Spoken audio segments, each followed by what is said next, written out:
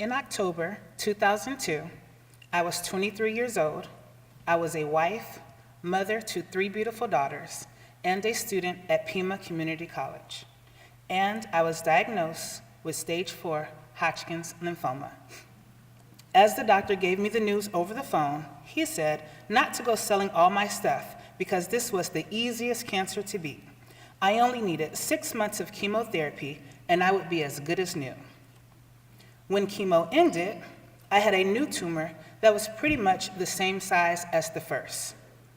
After the doctors confirmed it was not a misdiagnosis, I did 6 more months of chemo, then radiation, and then a bone marrow transplant. The transplant would require at least a month in the hospital. After my previous year of chemo and the high-dose variety they'd have to give me during the transplant, they said probably no more kids. That was a lot for a 24-year-old to handle.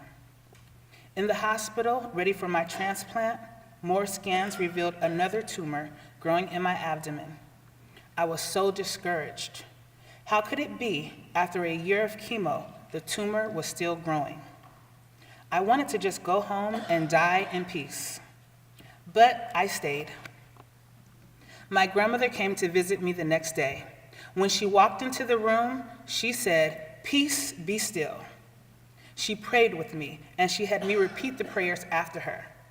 Prior to that moment, I hadn't been doing a lot of praying, and I didn't want to start just because I had cancer.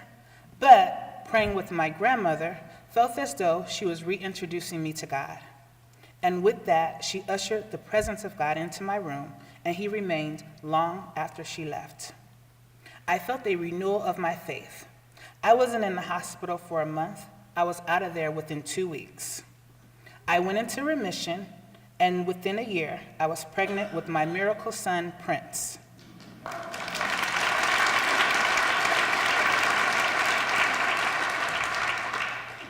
He is now 13 years old. In 2006, the cancer returned. I needed another bone marrow transplant, and this time I would need a donor.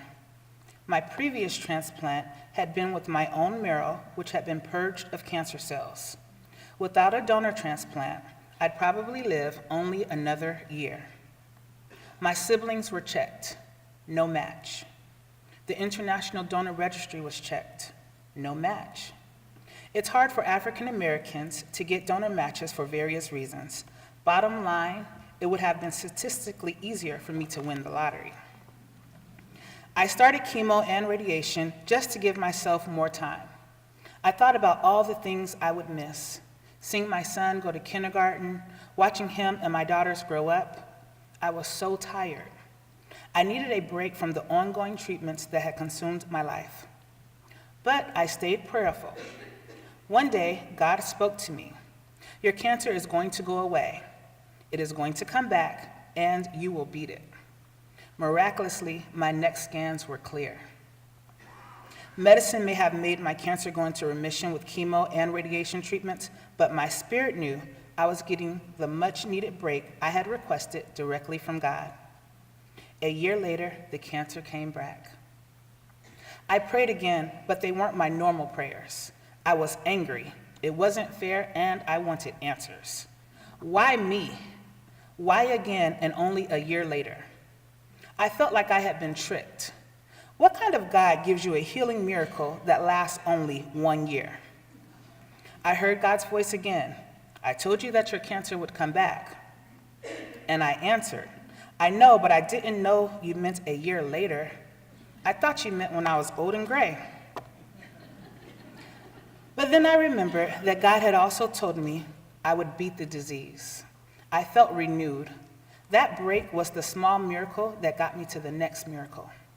Shortly afterward, my medical team checked the International Donor Registry, and there was a match, a male donor.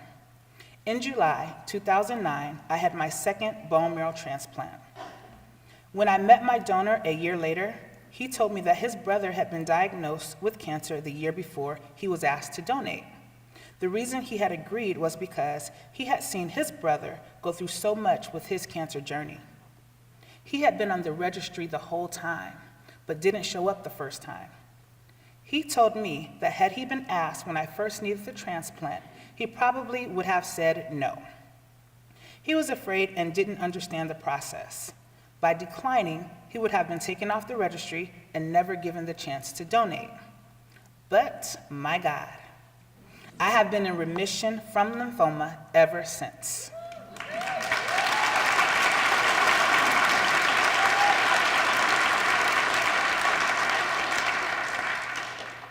My treatments caused substantial bone damage. In 2018, after 2 needed hip replacements, I was still in a lot of pain and not able to walk correctly. My doctors ordered a PET scan, and I knew that meant they were thinking cancer. Sure enough, I was diagnosed with radiation-induced sarcoma, a bone cancer.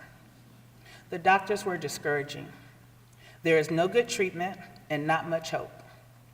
They gave me 6 months to a year to live, if left untreated. But, my God, my faith is set up a little differently than most after what I've been through. I didn't believe God had brought me this far to give up on me now. Yes, the cancer was all through my body. It was in my skull, but not my brain. It was in my ribs, but not my lungs. In my pelvis and hip, but not my kidneys or liver. Even though it sounded bleak, I was still focused on the bright side. I still believe God is capable and willing to help cure and save me. I entered a clinical trial and started a new drug that could target the biological makeup of sarcoma, the next miracle that will take me to the one after that. I am confident that God is going to allow me to live all the days I am supposed to live. Nothing is going to steal my time. I will graduate from the University of Arizona in May. I'll add a bachelor's degree in Care, Health, and Society to my associate's degree in clinical research. Having started as a volunteer and then an intern, I am now a student researcher working on a clinical trial to help women diagnosed with cervical cancer stay in remission and live longer.